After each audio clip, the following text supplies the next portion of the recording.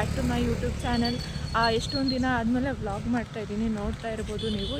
ಇವತ್ತು ಗುರುವಾರ ಆಗಿರೋದ್ರಿಂದ ನಾನು ಗುರುವಾರ ನನ್ನ ದಿನಚರಿ ಹೇಗಿರುತ್ತೆ ಅಂತ ತೋರಿಸೋಣ ಅಂತ ವ್ಲಾಗ್ ಮಾಡ್ತಾಯಿದ್ದೀನಿ. ಆಲ್ರೆಡಿ ಇವಾಗ ರಾಯರ ದೇವಸ್ಥಾನಕ್ಕೆ ಹೋಗಿ ಬರ್ತಾಯಿದ್ದೀನಿ. ನಾನು ಹೋಗಿ ಬರ್ತಾಯಿದ್ದೀನಿ ಅಂದರೆ ಹೋಗಿ ಕೆಲ್ಸಕ್ಕೆ ಹೋಗ್ತಾಯಿದ್ದೀನಿ. ಕೆಲಸದಲ್ಲೆಲ್ಲ ಹೇಗಿರುತ್ತೆ ನನ್ನ ದಿನಚರಿ ಅನ್ನೋದನ್ನ ನಾನು ನಿಮಗೆ ತೋರಿಸ್ತಾ ಹೋಗ್ತೀನಿ. ಇನ್ನು ಕನ್ಸಿಸ್ಟೆಂಟಾಗಿ ವ್ಲಾಗ್ ಮಾಡ್ತಿರ್ತೀನಿ ಆಯಿತಾ. ಏಕೆಂದರೆ ಇಷ್ಟು ದಿನ ನಾನು ಏನಕ್ಕೆ ವ್ಲಾಗ್ ಮಾಡ್ತಾಯಿಲ್ಲ ಅಂದರೆ ಒಂದು ಟೈಮ್ ಸಿಗ್ತಾ ಇರಲಿಲ್ಲ, ಮತ್ತು ಇನ್ನೊಂದೇನು ಅಂತಂದರೆ ಸ್ವಲ್ಪ ಎಡಿಟಿಂಗ್ ಬಗ್ಗೆ ನನಗಷ್ಟು ನಾಲೆಜ್ ಇರಲಿಲ್ಲ. ಹೆಂಗೆಂಗೋ ಎಡಿಟ್ ಮಾಡೋದ್ರಿಂದ ವ್ಯೂಸು ಜಾಸ್ತಿ. ಮತ್ತು ಜನ ಏನು ಅಂದ್ಕೊತಾಯಿದ್ರು ಅಂತಂದರೆ ಇವ್ರಿಗೆ ಎಡಿಟ್ ಮಾಡೋಕ್ಕೂ ಬರೋಲ್ಲ, ಟಾಪಿಕ್ಕು ಇಲ್ಲ, ವ್ಲಾಗ್ ಮಾಡೋದು ಬಿಟ್ಟಿದೆ. ಬಟ್ ಇನ್ಮೇಲಿಂದ ಹಂಗಾಗಲ್ಲ. ನಾನು ಎಷ್ಟು ಟ್ರೈ ಮಾಡ್ಬೋದು ಅಷ್ಟು ಟ್ರೈ ಮಾಡಿ ಯೂಟ್ಯೂಬ್ ವ್ಲಾಗ್ ಮಾಡೋಕ್ಕೆ ಟ್ರೈ ಮಾಡ್ತೀನಿ. ಸ್ವಲ್ಪ ಅಲ್ಲಿಂದ ನಡ್ಕೊಂಡು ಬರೋದ್ರಿಂದ ಸುಸ್ತಾಗೋಯ್ತು ಗೈಸ್, ಅದಕ್ಕೋಸ್ಕರ ಏದಿಸ್ರು ಬರ್ತಾರೆ ತಿಳ್ಕೊಬೇಡಿ. ಏನಾದರೂ ತಪ್ಪಾಗಿ ಮಾತಾಡಿದ್ರೆ ದಯವಿಟ್ಟು ಕ್ಷಮಿಸಿ ಆಯಿತಾ. ಇವಾಗ ಬಸ್ ಸ್ಟಾಪಿಗೆ ಹೋಗ್ತಾಯಿದ್ದೀನಿ. ಆಲ್ರೆಡಿ ಟೈಮ್ ಆಗಿದೆ ಕೆಲಸಕ್ಕೆ. 10:30 ಬೈ ರೀಚ್ ಆಗಬೇಕು ನಾವು.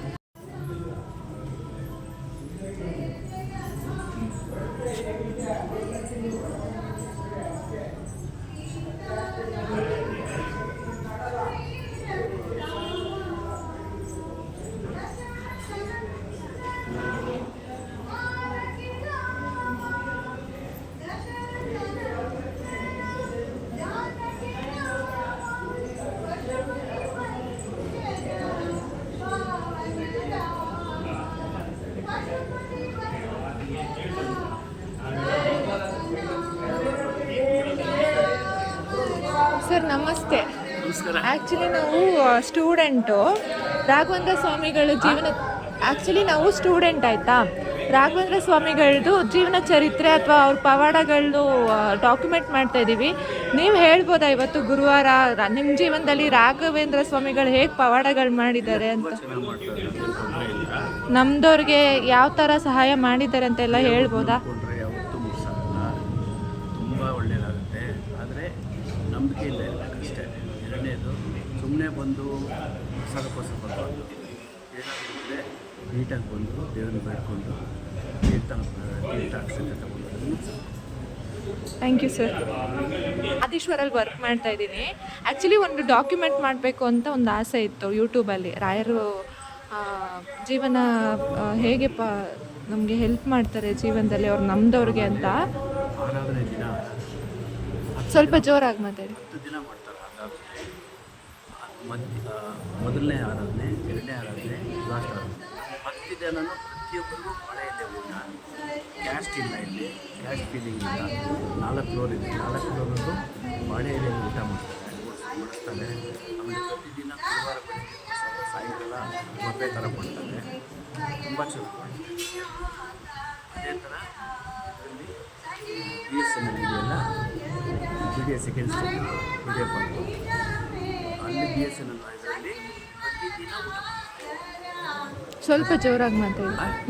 ಪ್ರತಿದಿನ ಊಟ ಕೊಡ್ತಾರೆ BSNL ಇದರಲ್ಲಿ, ರಾಯಮಠದಲ್ಲಿ. ಅಲ್ಲಿ ಬರೀ ಬ್ರಾಹ್ಮಣರು.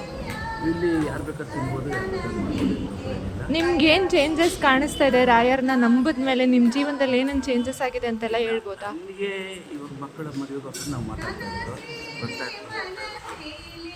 ಕಾರಣ ತೋರಿಸಿದ್ರು, ಯಾಕೋ ಸರಿಯಾಗಲಿಲ್ಲ. ಇವಾಗ ಮುಂದಕ್ಕೆ ಆಗುತ್ತೆ ಅಂತ ನನ್ನ ನಂಬಿಕೆ. ಇಲ್ಲ, ನಮ್ಮದವ್ರನ್ನ ಯಾವತ್ತೂ ಅವ್ರು ಕೈ ಬಿಟ್ಟಿಲ್ಲ. Thank you sir.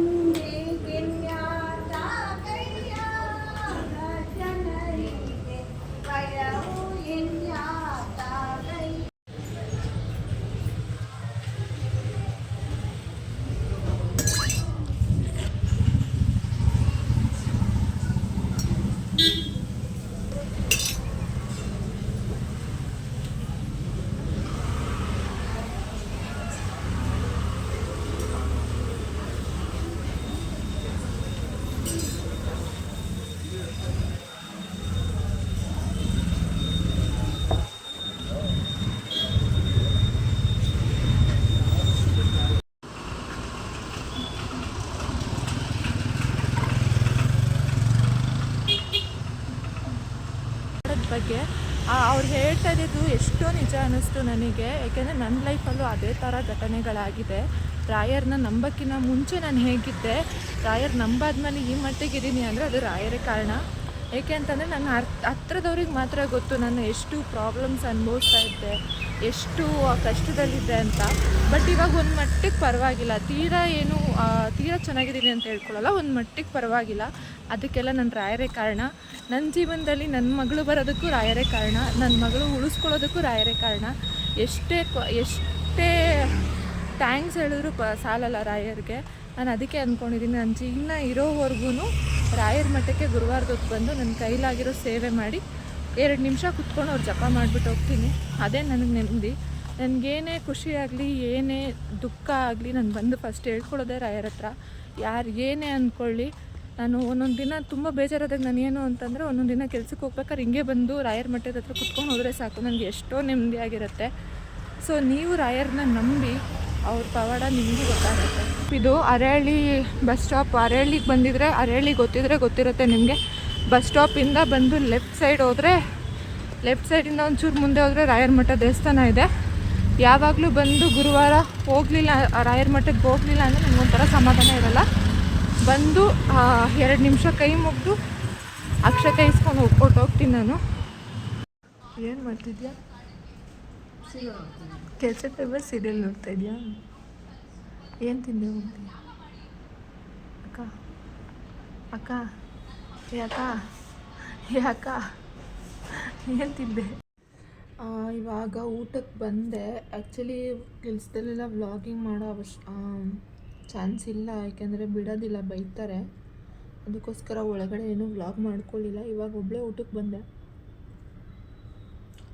ಇವತ್ತು ನನ್ನ ಫ್ರೆಂಡ್ ಒಬ್ಬರು ಬಂದಿಲ್ಲ, ಅವ್ರನ್ನ ತುಂಬ ಮಿಸ್ ಮಾಡ್ಕೊತಾ ಇದ್ದೀನಿ. ಆ್ಯಕ್ಚುಲಿ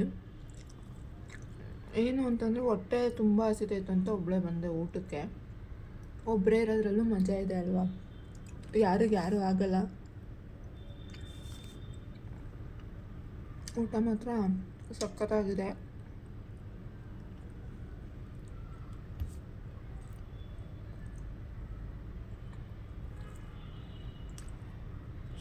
ಜೊತೆಗೆ ಬಾಳೆಹಣ್ಣಿದೆ, ಬಾಳೆಹಣ್ಣು ತೊಗೊಂಬಂದು ತಿಂತಾಯಿದ್ದೀನಿ. ಆ್ಯಕ್ಚುಲಿ ಇವತ್ತು ಸಂಕಷ್ಟಿ ಆಗಿರೋದ್ರಿಂದ ಬೆಳಗ್ಗೆ ಊಟ ಮಾಡಿಲ್ಲ. ಮಧ್ಯಾಹ್ನ 1 ಹೊತ್ತು ಊಟ ಬಿಟ್ಟಿದ್ದೀನಿ, ಮಧ್ಯಾಹ್ನ ಮಾತ್ರ ಊಟ ಮಾಡ್ತಾ ಇರೋದು. ಇವಾಗ ಬಂದೆ, ಮತ್ತೆ ಇವಾಗ 10 ನಿಮಿಷದಲ್ಲಿ ತಿಂದ್ಬಿಟ್ಟು ಹೋಗಬೇಕು. ಯಾಕೆಂದರೆ ಪ್ರಾಡಕ್ಟ್ ಟ್ರೈನಿಂಗ್ ಇದೆ. ಪ್ರಾಡಕ್ಟ್ ಟ್ರೈನಿಂಗ್ ಮುಗಿಸ್ಕೊಂಡು ಕೆಳಗಡೆ ಕಸ್ಟಮರ್ಸ್ ಬರ್ತಾರೆ, ಅಟೆಂಡ್ ಮಾಡಬೇಕು.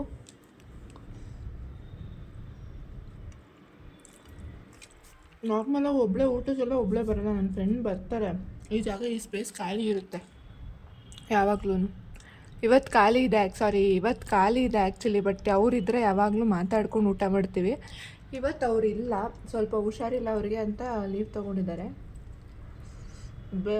ಬೇಜಾರಾಗುತ್ತೆ ಅವರಿಲ್ಲ ಅಂತಂದರೆ. ಬ್ಲಾಗ್ ಹೇಗಿತ್ತು ಅಂತ ನಿಮ್ಗೆ ಇಷ್ಟ ಆಗಿದ್ರೆ ಲೈಕ್ ಮಾಡಿ, ಶೇರ್ ಮಾಡಿ, ಕಮೆಂಟ್ ಮಾಡಿ, ಹಾಗೆ ಸಬ್ಸ್ಕ್ರೈಬ್ ಮಾಡಿ. ದಯವಿಟ್ಟು ನನಗೆ ಸಪೋರ್ಟ್ ಮಾಡಿ. ಹೀಗೆ ನಾನು ಯೂಟ್ಯೂಬಲ್ಲಿ ವ್ಲಾಗ್ ಅಪ್ಲೋಡ್ ಮಾಡ್ತಾ ಇರ್ತೀನಿ, ಇನ್ಮೇಲೆ ಕನ್ಸಿಸ್ಟೆಂಟ್ ಆಗಿರ್ತೀನಿ ಅಂತ ಹೇಳ್ತಾ ಈ ವ್ಲಾಗ್ನ ನಾನು ಇಲ್ಲೇ ಎಂಡ್ ಮಾಡ್ತಾಯಿದ್ದೀನಿ. ನಾನು ಕೊನೆಯದಾಗಿ ಏನು ಹೇಳೋದು ಅಂತಂದರೆ, ರಾಯರನ್ನ ನಂಬಿ, ನೀವು ಯಾರಿಗೂ ಮೋಸ ಮಾಡಿಲ್ಲ, ನೀವು ಯಾರು ಅನ್ನನೂ ಕಿತ್ಕೊಂಡಿಲ್ಲ ಅಂದರೆ ದೇವ್ರಾಣೆಗೂ ಹೇಳ್ತೀನಿ, ರಾಯರು ನಿಮ್ಮನ್ನ ಕಾಯ್ತಾರೆ. ಇವತ್ತು ನನ್ನನ್ನು ಅದೇ ಕಾಯ್ತಾ ಇರೋದು. ಎಷ್ಟೋ ಕಷ್ಟಗಳು ಅನುಭವಿಸಿದ್ದೀನಿ ಗೈಸ್, ನಿಮಗೆ ಗೊತ್ತಿಲ್ಲ. ಕೆಲವೊಬ್ಬರು ಜನಗಳಿಗೆ ಮಾತ್ರ ಗೊತ್ತು ಎಷ್ಟು ಆಡ್ಕೊಂಡಿದ್ದಾರೆ ನನ್ನ, ಎಷ್ಟು ನೋವು ಕೊಟ್ಟಿದ್ದಾರೆ. ಅನುಭವಿಸಿರೋರು ನನಗೆ ಮಾತ್ರ ಗೊತ್ತು, ರಾಯರಿಗೆ ಮಾತ್ರ ಗೊತ್ತು. ಎಲ್ಲ ರಾಯರ ಹತ್ರ ಹೇಳ್ಕೊಂಡಿದ್ದೀನಿ, ಅದಕ್ಕೆ ನನ್ನನ್ನು ಈ ಮಟ್ಟಿಗೆ ಇಟ್ಟಿದ್ದಾರೆ ಇವತ್ತು. ಅಷ್ಟು ಹೇಳ್ತಾ ಈ ವ್ಲಾಗ್ನ ಇಲ್ಲೇ ಎಂಡ್ ಮಾಡ್ತಾಯಿದ್ದೀನಿ. ದಯವಿಟ್ಟು ಲೈಕ್ ಮಾಡಿ, ಶೇರ್ ಮಾಡಿ, ಕಮೆಂಟ್ ಮಾಡಿ, ಹೀಗೆ ಸಪೋರ್ಟ್ ಮಾಡ್ತಾಯಿರಿ. Thank you all.